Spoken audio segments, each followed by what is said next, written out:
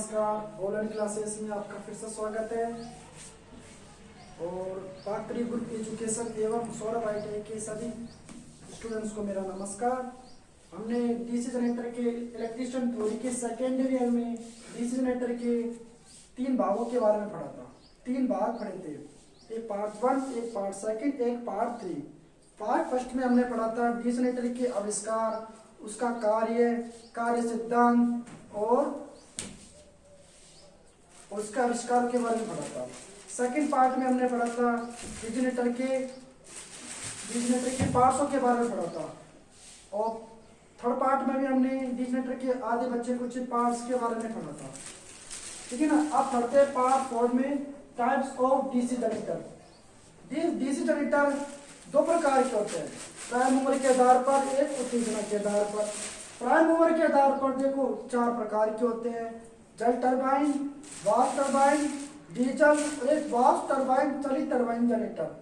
अब होते हैं उत्तेजना के आधार पर। उत्तेजना के आधार पर 2 प्रकार के होते हैं, प्रत्यक्ष उत्तेजित, एक होता है स्वउत्तेजित। प्रत्यक्ष उत्तेजित को बोलते हैं सेपरेटली एक्साइटेड जनरेटर और स्वउत्तेजित को बोलते हैं सेल्फ एक्साइटेड जनरेटर। अब हम फर्स्ट में पढ़ेंगे प्रत्यक्ष उत्तेजित के बारे में। देखो बच्चों, अब फर्स्ट में डालते हैं उत्तेजना के आधार पे कौन सा चल रहा है, प्रत्यक्ष उत्तेजित। उसको क्या बोलते हैं, सेपरेटली एक्साइटेड जनरेटर। देखो प्रत्यक्ष उत्तेजित जनित्र,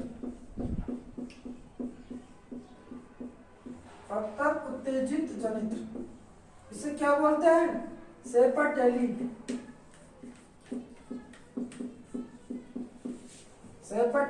एक्साइटेड जनरेटर।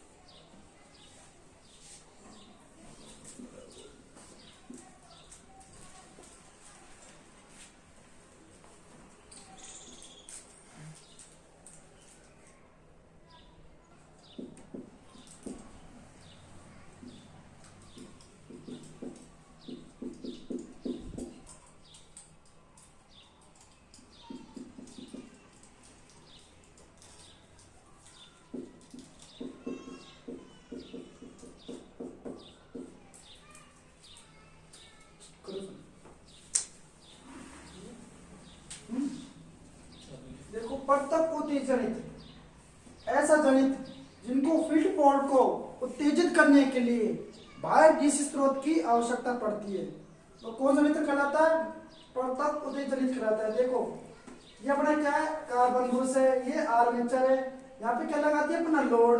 ये क्या होते हैं, बाहर डीसी स्रोत की आवश्यकता पड़ती है। मैंने क्या बताया था, प्रत्यक्ष उत्तेजित यानी प्रत्यक्ष उत्तेजित करने वाला।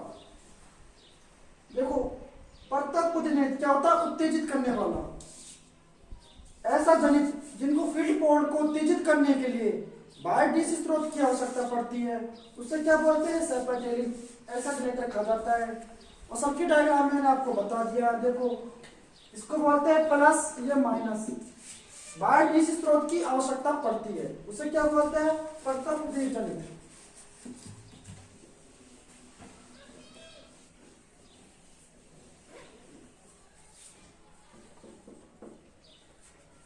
ऐसा जनित्र, ऐसा जनित्र जिनको, ऐसा जनित्र जिनमें फील्ड पोल को, क्या, फील्ड पोल को उत्तेजित पोल को उत्तेजित करने के लिए, फील्ड पोल को उत्तेजित करने के लिए भाई डीसी स्रोत की, स्रोत क्या बोलते हैं, सप्लाई, भाई डीसी स्रोत की आवश्यकता पड़ती है। उसे क्या बोलता है, सर्पटेली या प्रतापति जनित्र के नाम से जाना जाता है। इस जनित्र में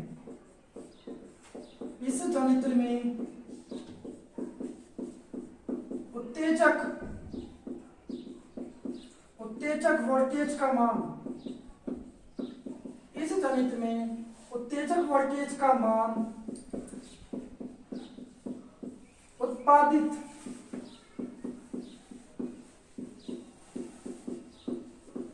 वोल्टेज से कम होता है। देखो इस जनित्र में उत्तेजक वोल्टेज का मान उत्पादित वोल्टेज से क्या होता है, कम होता है।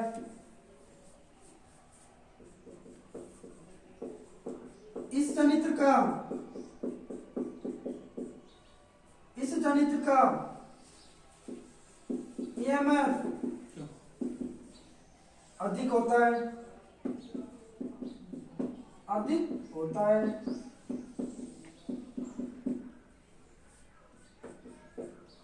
जहां पर कम वोल्टेज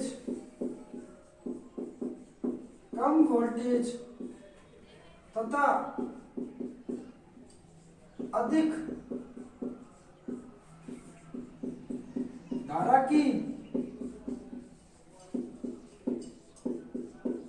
आवश्यकता होती है, वहां पर इस सेल का इस जनित्र का प्रयोग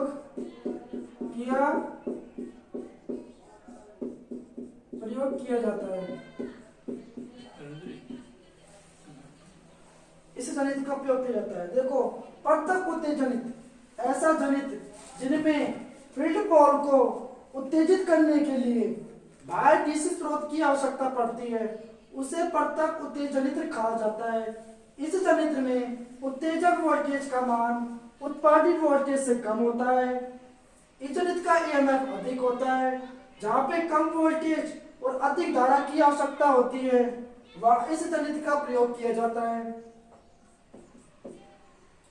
इस जनित्र का प्रयोग किया जाता है। इस जनित्र का उपयोग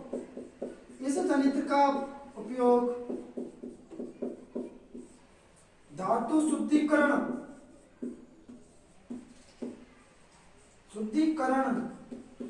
एवं विद्युत लेपन में किया जाता है। इस जनित्र का प्रयोग धातु शुद्धिकरण और विद्युत लेपन में किया जाता है। ठीक है ना स्टूडेंट्स, इस जनित्र का उपयोग किया जाता है, धातु शुद्धिकरण एवं विद्युत लेपन में किया जाता है। ये भैया आपके प्रत्येक जनित्र के बारे में हो गया। देखो ऐसा जनित्र जिनमें फील्ड पोल को उत्तेजित करने के लिए बाह्य डीसी स्रोत की आवश्यकता पड़ती है, उसे कौन से जनित्र के नाम से जाना जाता है, प्रत्यक्ष जनित्र के नाम से जाना जाता है। इस जनित्र में उत्तेजक वोल्टेज का मान उत्पादित वोल्टेज से कम होता है। इस जनित्र का ईएमएफ अधिक होता है। जहां पे कम वोल्टेज अधिक धारा की आवश्यकता होती है, वहां जनित्र का प्रयोग किया जाता है। इस जनित्र का उपयोग धातु शुद्धिकरण एवं विद्युत लेपन में किया जाता है। ठीक है ना, भैया प्रत्यक्ष जनित्र के बारे में हो गया। अब पढ़ेंगे सेकंड नंबर पे सेल्फ एक्साइटेड, उसको क्या बोलते हैं, स्वैत्तीय जनित्र।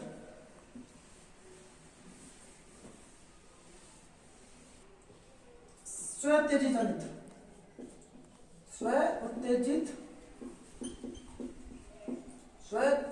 जनित्र, इसे क्या बोलते हैं, सेल्फ एक्साइटेड जनित्र।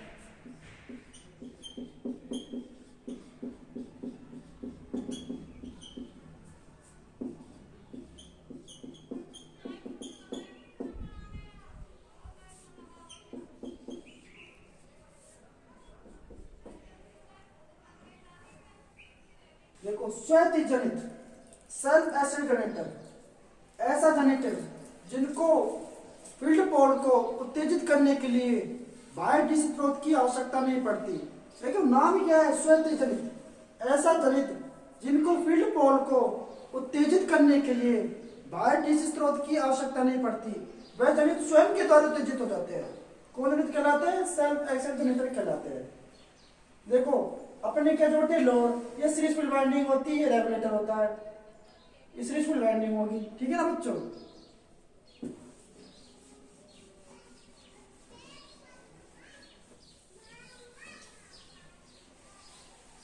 देखो स्वैतिक जनित, ये जनित भी दो प्रकार के होते हैं। विद्युत एक होता है, विद्युत जनित एक परमानेंट होता है, ठीक है ना बच्चों। स्वैतिक जनित दो प्रकार के होते हैं।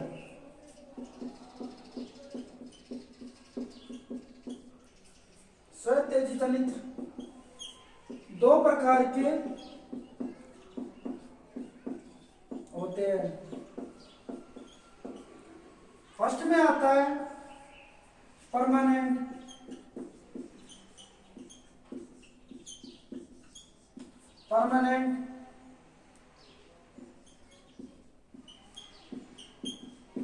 मैग्नेटिक जनितर। सेकेंड पे आता है इलेक्ट्रोमैग्नेटिक।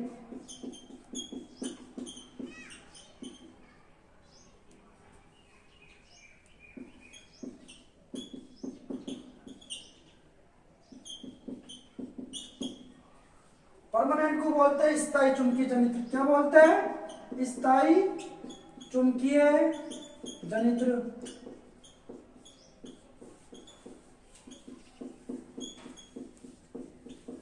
इसे क्या बोलते हैं? विद्युत चुंबकीय जनित्र।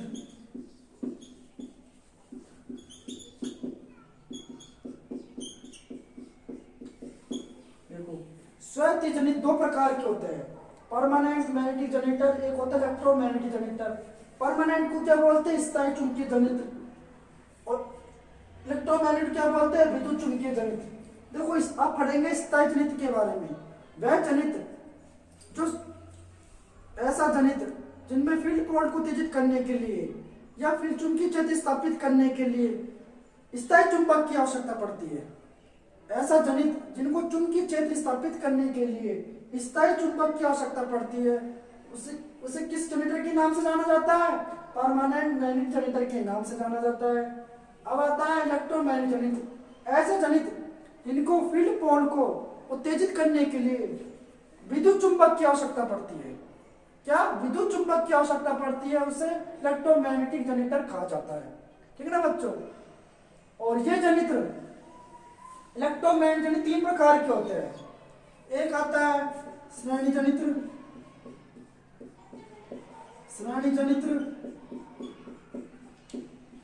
इसे क्या एक होता है, दूसरा संड जनित्र, अब तीसरा आता है कंपाउंड जनित्र।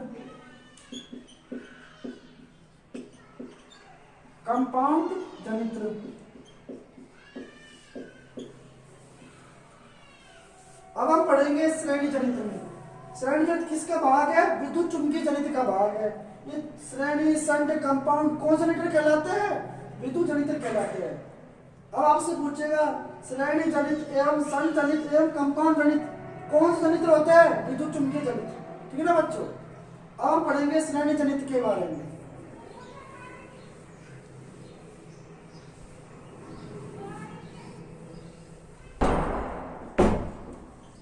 श्रेणी जनित्र इसे क्या बोलते हैं?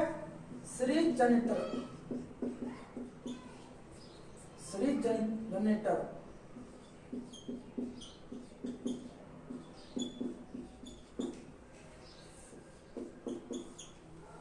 देखो ऐसा जनित्र जिसमें फील्ड वाइंडिंग मोटे तार की होती है, और कम टर्न की होती है और आर्मेचर के श्रेणी क्रम में जुड़ी होती है, उन्हें सीरीज जनित्र के नाम से जाना जाता है। देखो बच्चों जैसे ये क्या अपने लोड है,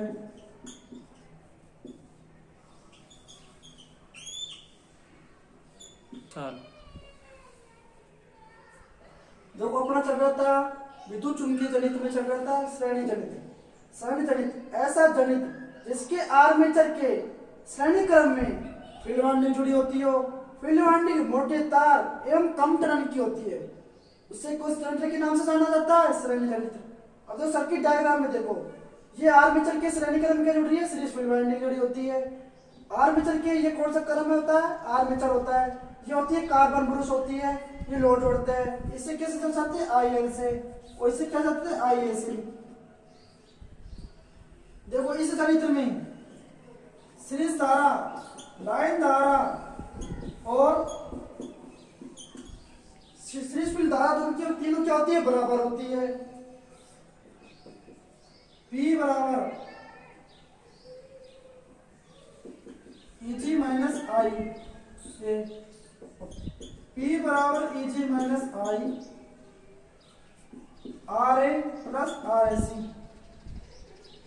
आई एस सी।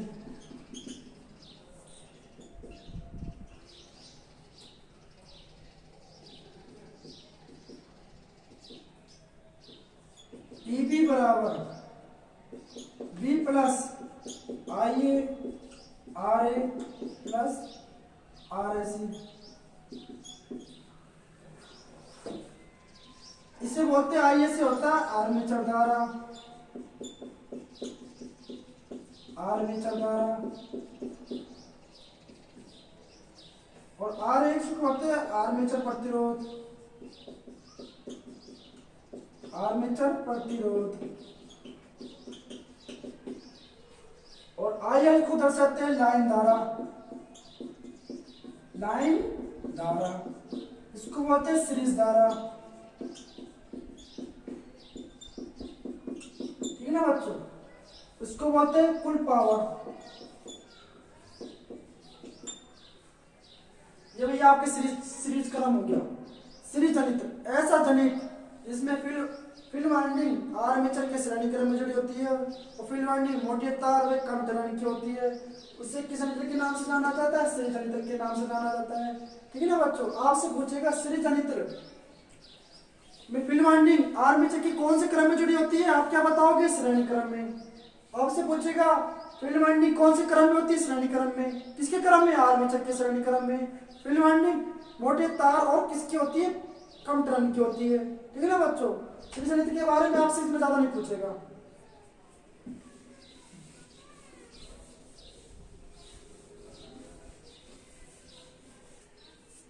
देखो ऐसा जनित्र, ऐसा जनित्र जिसके आर्मेचर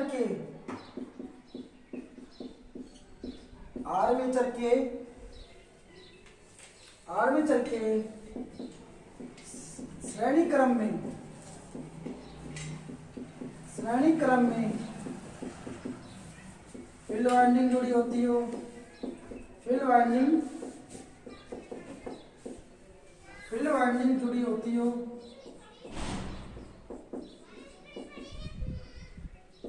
तथा फील्ड वाइंडिंग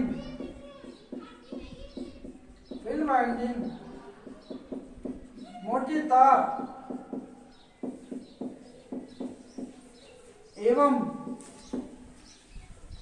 तार एवं कम टर्न की होती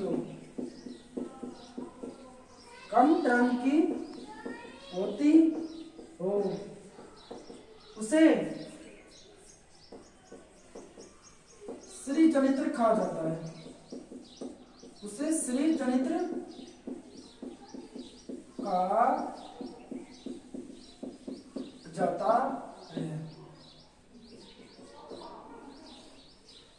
इस जनित्र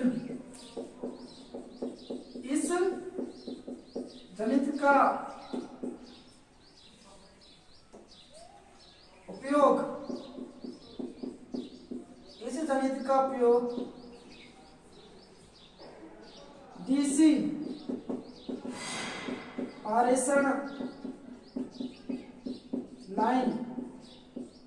पारेषण लाइन को बोलते हैं ट्रांसमिशन लाइन। ट्रांसमिशन लाइन एवं बूस्टर और वोल्टेज ड्रॉप में किया जाता है। वोल्टेज ड्रॉप मिक्सर में किया जाता है। देखो ऐसा गणित जिसके आर्मेचर के श्रेणी क्रम में फील्ड वाइंडिंग जुड़ी होती हो और फील्ड वाइंडिंग मोटे तार एवं कम टर्न की होती हो उसे सीरीज जनित्र कहा जाता है। इस जनित्र का उपयोग डीसी पारेषण लाइन,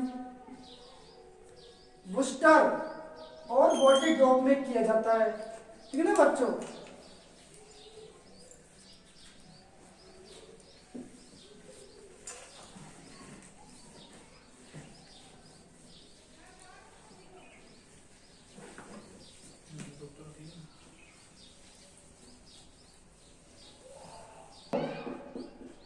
इस जनित्र को बिना लोड पर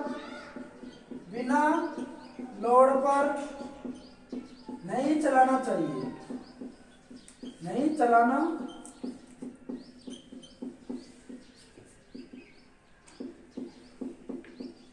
देखो ऐसा कौन सा जनित्र है, आपसे पूछेगा ऐसा कौन सा जनित्र है जिसको बिना लोड पे नहीं चलाना चाहिए। आप क्या बताओगे? श्रेणी जनित्र। इस जनित्र को बिना लोड पर नहीं चलाना चाहिए क्योंकि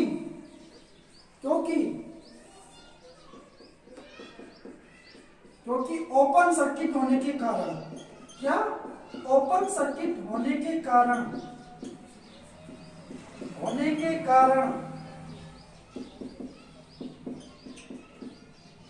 इस जनित्र का ईएमएफ तथा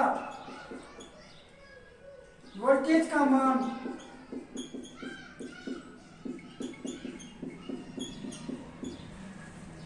तथा करंट का मान